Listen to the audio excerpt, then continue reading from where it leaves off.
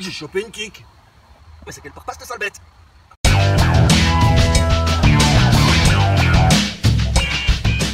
Avant d'en arriver là, voyons comment éviter de vous faire piquer par les tiques et de limiter les maladies qu'elles transmettent. Quand vous vous promenez en forêt, dans les champs, le long des haies, pensez à mettre des pantalons et des chemises couvrants.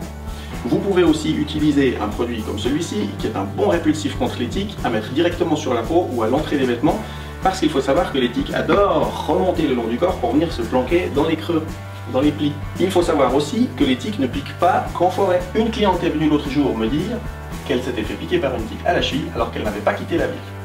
Quand vous rentrez à la maison, pensez à inspecter votre corps et celui de vos enfants. Mais pour ça, il va falloir me suivre sous la douche. Sous la douche? Quand vous passez la main sur le corps et que vous vous rendez compte qu'il y a quelque chose à la surface de la peau, si vous grattez et que ça part, c'est probablement une croûte ou un dépôt.